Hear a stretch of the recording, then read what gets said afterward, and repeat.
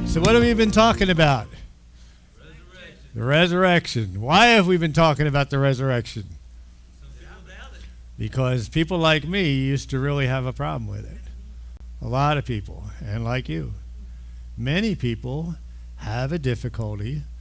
My difficulty started right from the beginning when I accepted the Lord. Because I knew that one of the things that I was told I needed to say was that I believed that he rose from the dead. So I said it, and I guess I figured, well, all these crazy Christians believe it, so maybe it's true. There must be a reason why everybody says it. But I had a difficulty with it. And then a friend of mine, well, this is many years later now, Jim, who, by the way, is the author of the book. The name of the book is A Lawyer's Case for the Resurrection. Jim, I hope you're not watching.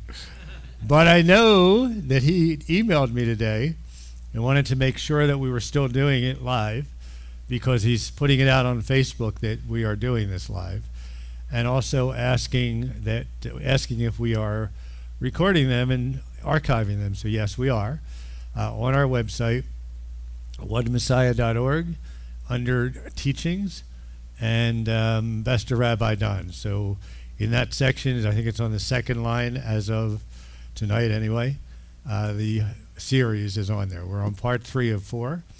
And tonight we're just going to continue with the discussion, I guess, of why, or the evidence is, I guess I should say, of why people who don't know or believe that it's a hoax. Why should I believe it? Why should I believe it? Why should you believe it?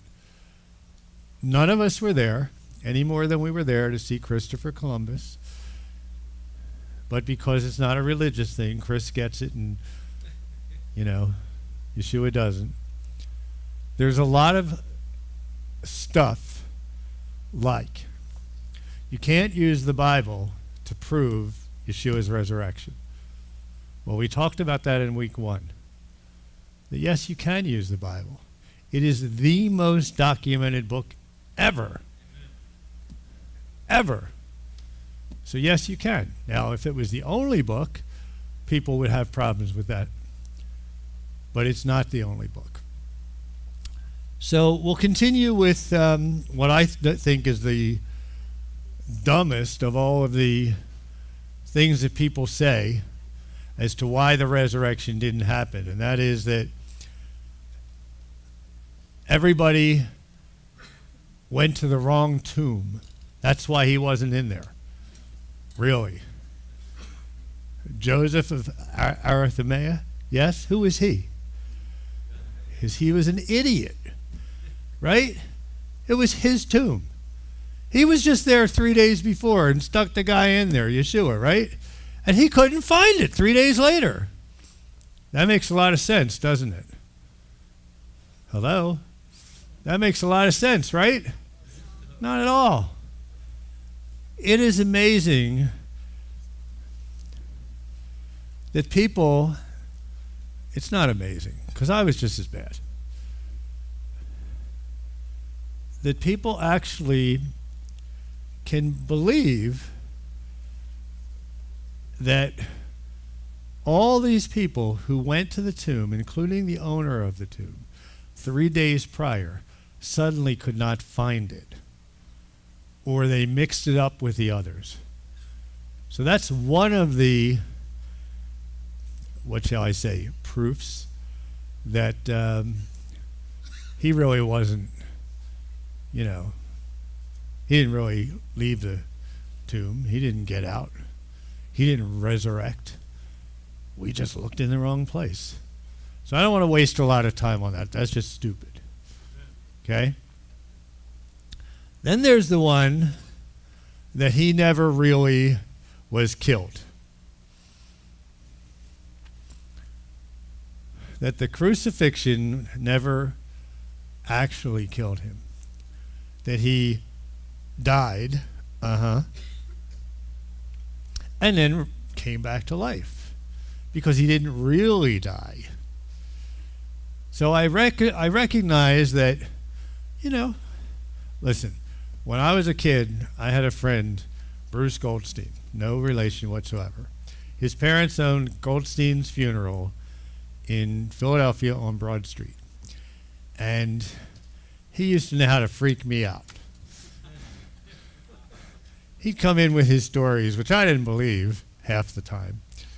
But one of them that really freaked me out was when he came in and he was still shaking because one of the corpses he was working on sat up. Now, he was dead, but he sat up.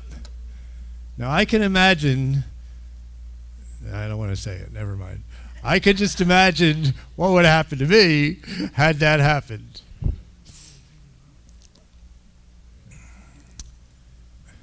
The swoon theory, that he really wasn't dead, that he was just unconscious.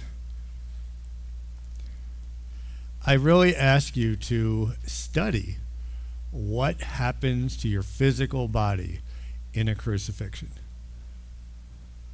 And then tell me how you can still believe. Now, you see, the crucifixion was the Romans' worst thing that they could do to you. Roman citizens weren't allowed to be crucified unless they were the soldiers who disobeyed. And most of the crucifixions got off easy. They got nailed to the tree. But Yeshua didn't get off so easy. He got beat. He didn't get beat with fists. He was whipped with a whip with glass shards, metal shards on the end, ripping his skin off, causing him to bleed almost to death, besides the pain. And that he absolutely could survive that under any circumstance is amazing on its own. People actually believe, some people, that he regained consciousness and snuck out of the tomb. He snuck out. The Romans didn't see him. They didn't hear the rock rolling away.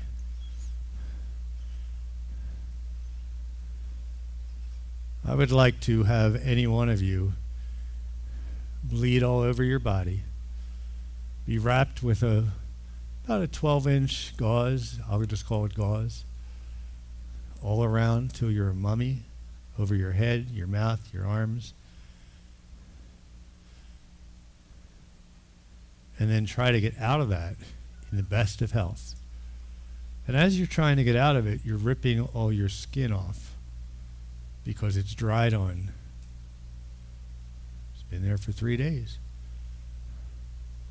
And yet there's people that believe that happened.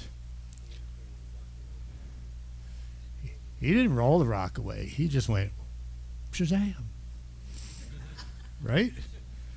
Yeah, I mean, this rock weighs tons. Yeshua, to take this further, he's hanging up there. He dies. And because there's so much going on politically, religious-wise, all the crazy Jews, when I say all the crazy Jews, let me be clear what I'm talking about. The Romans thought the Jews were a pain in the behind. The Jews thought the Romans were a pain in the behind. Both were correct. Because they were at odds with one another in a big way. The Jews, the traditional, regular man on the street, they didn't sentence Yeshua to die. The Pharisees, the leaders of the Jewish people could not deal with this man saying that he was the Son of God.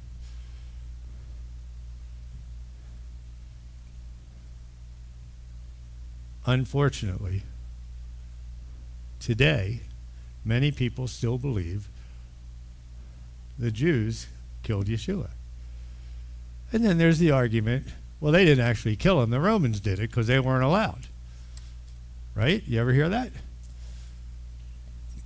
So, Cleve, if you were God, okay, in the flesh, could the Jews or the Romans kill you?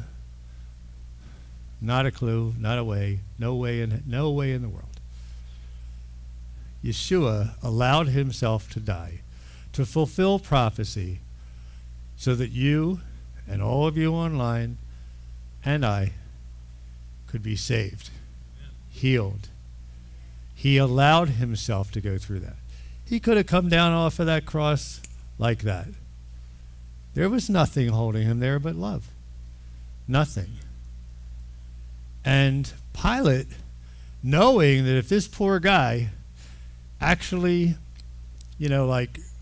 wasn't dead and came back to life with all this religious craziness going on, he wanted to make sure he was dead. So he had one of the Romans poke him with a toothpick, right?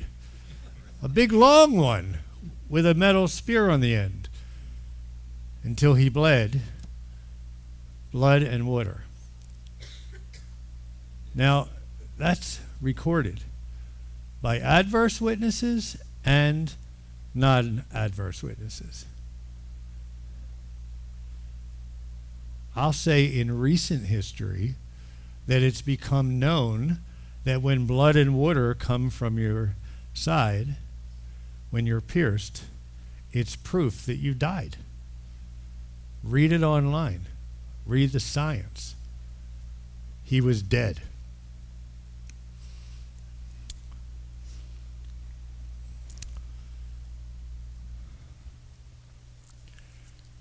One of the best sources of witnesses of the resurrection comes from the Bible, the first letter to the Corinthians, written by Rabbi Shaul. If you're not Jewish, you know him as Paul or Saul of Tarsus. And this letter that was written to the Corinthians was written about 55 CE or AD. Now think about the time frame that we're in. This letter was written around 55 CE. Paul, Rabbi Shaul, was a Pharisee. He was a prominent, high-level religious leader. He was, without question, one of the worst persecutors of the Jewish people who believed in Yeshua, who believed that he was the Messiah. He watched Stephen being stoned. He even encouraged it. He had what we call today Messianic Jews killed all over the place. With great love and happiness did he do this. What in the world happened to this guy? That he would go from there to becoming the one who wrote most of the New Covenant, and in writing it, he had nothing but praise and honor for this nut, Yeshua.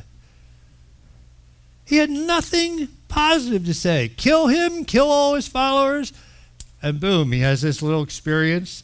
No, he didn't fall off a horse, okay? He had an experience on the way to Damascus. He was blinded. He was spoken to by Yeshua directly, and he changed on a dime.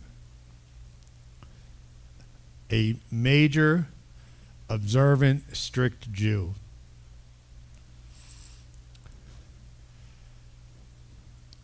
One of the, I should say this for those who have either not seen this because you haven't been here or have not watched the previous two of these teachings. One of the proofs, because we're doing this in the form of a trial, okay, one of the proofs of this situation, I'll just say,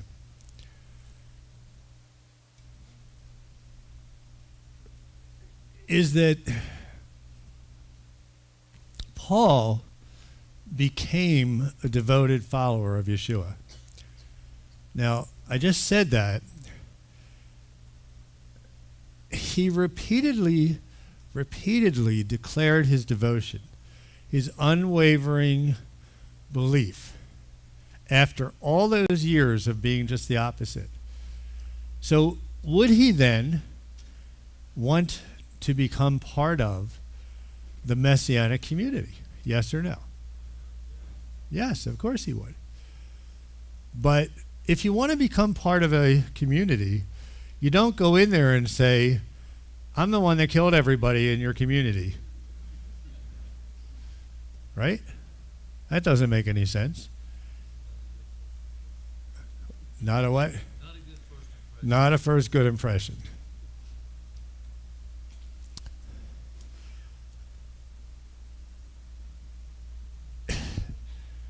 You have to know that in 1 Corinthians, Paul is writing that he, Yeshua,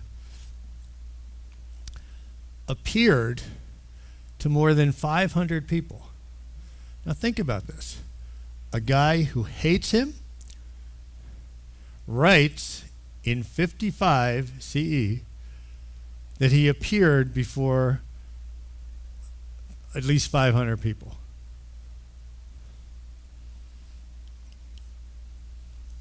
Would he have done that? Would he have said that if it wasn't true? Why?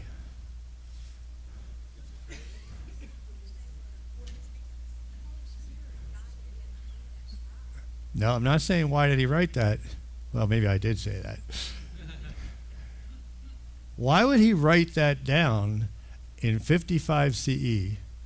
Why is it important that it was that time period? Historical value, and the fact is that there was 500 people. This is only like a few years later after the event. How many of those 500 were still alive? Most of them probably. And he's writing this down for historical value, and you can be sure that if it was a lie, it would come out.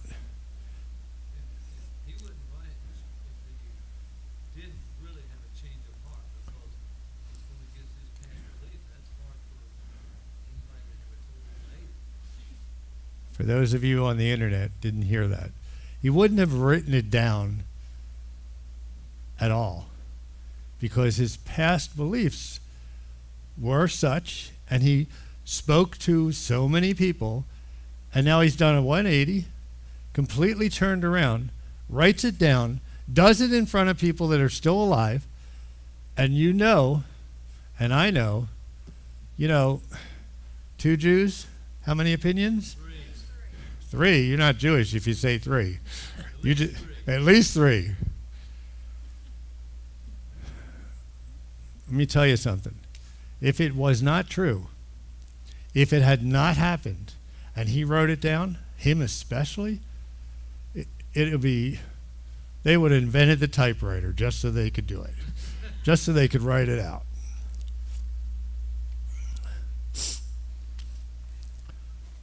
Paul acknowledges that he was a chief persecutor of the early followers of Yeshua. This is not something that he would fabricate, as I said, because he was now joining them. And you don't do that when he'd be like a spy. They would clearly not accept him. And yet he openly said that he believed.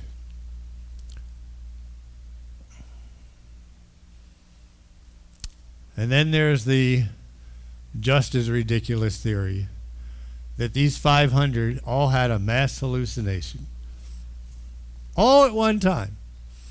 All the same thing.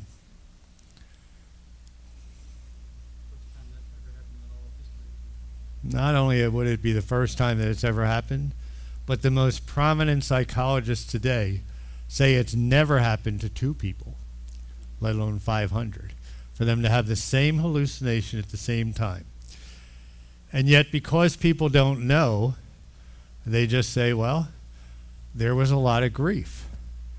A ton of grief. A ton of grief. So they all, under this heavy burden of grief, were having these dreams or these hallucinations together. There's a problem with that. At the time this happened, Rabbi Shaul hated Yeshua. And he said it. Was he hallucinating? He wasn't under grief. He was having a party. He was so excited that he died. And yet, he said it. He would be an adverse witness, wouldn't he? Think about what I'm saying.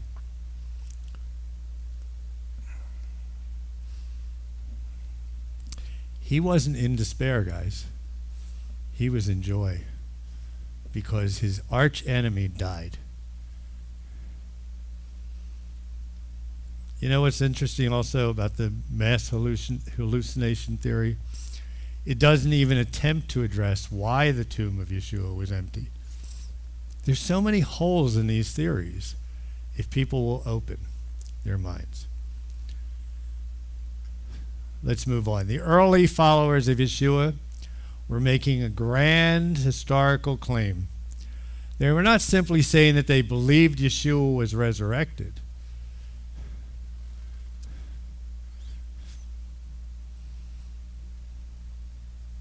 They were claiming, not because this one told that one, they were claiming they saw him. They were claiming the facts of what they knew to be true. These weren't stories passed on from generation to generation. These were the early ones. They were eyewitnesses. So these guys were either deceived or they were deceivers.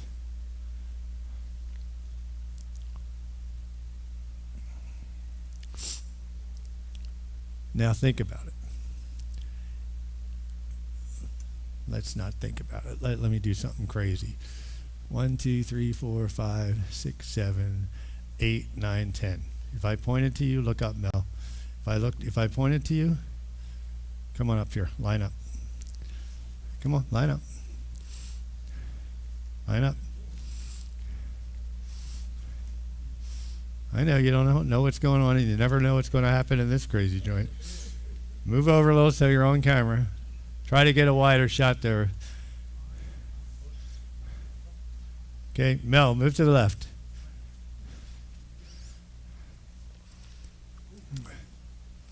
All right, Mel. You're first. Aren't you happy? So Mel is an eyewitness, right? He's a disciple. And Mel decides that he's going to stick to his story, that Yeshua died and was resurrected. So Isabel and Carl and Krista and the rest of you watch him being boiled in oil.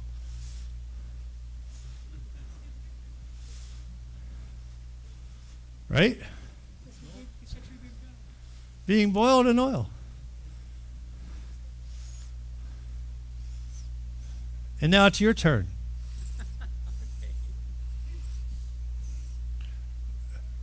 She just saw this guy getting boiled in oil. And she has a choice. What am I going to say? And she's just as crazy as him.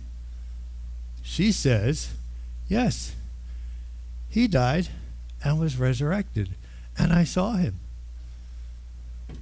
So she gets crucified upside down.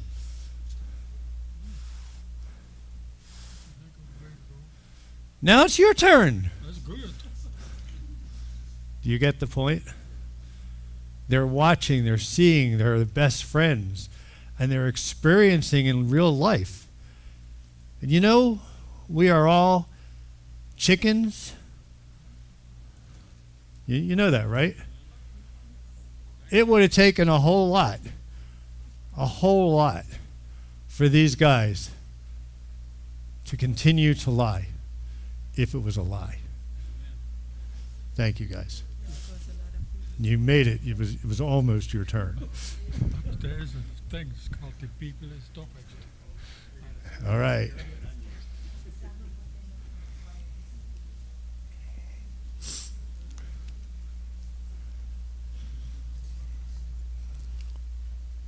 New Covenant scholar Dr. Michael Licona, in his book, The Resurrection of Jesus, describes the commitment of the disciples' beliefs.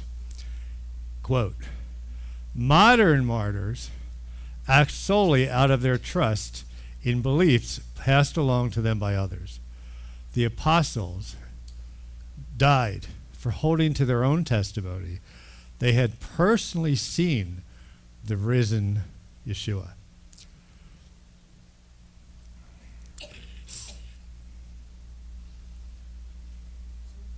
Let me close tonight, and next week will be the end of this series, by remembering this, that the initial followers of Yeshua were all Jewish.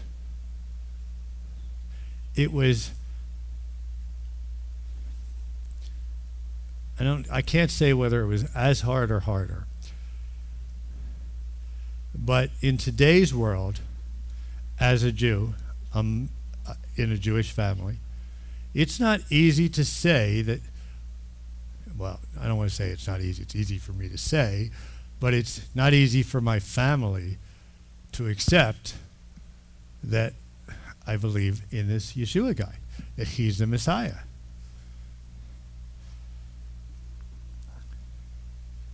Back then, I can't imagine it would be any easier.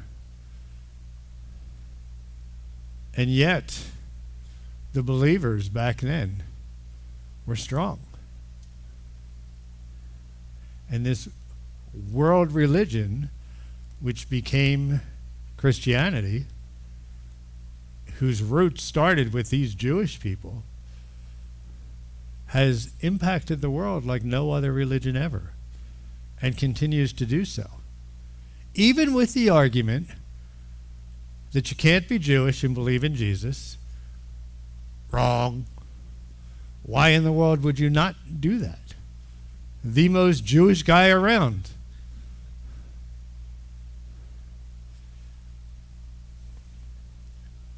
The New Covenant, or known as the New Testament, was written entirely by Jews.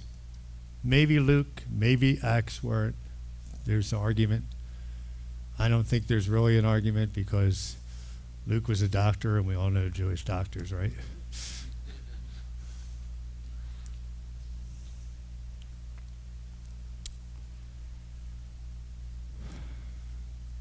The early Jewish believers in Yeshua would not have followed doctrine they did not truly believe in because of the consequences. We live in a civilized country. Our consequences are bad words that are said about us, hurt feelings that are said about us. We don't get stoned. And yet the early Jewish believers didn't give it up. Let me conclude with this. The skeptical German New Covenant scholar, help me out here, Carl, Gerd Ludemann, am I saying it right? Ludemann? It concludes, and I'll quote, "It may be taken as historically certain that Peter and the disciples had experiences after Yeshua's death in which Yeshua appeared to them as the risen Messiah." We'll conclude next week.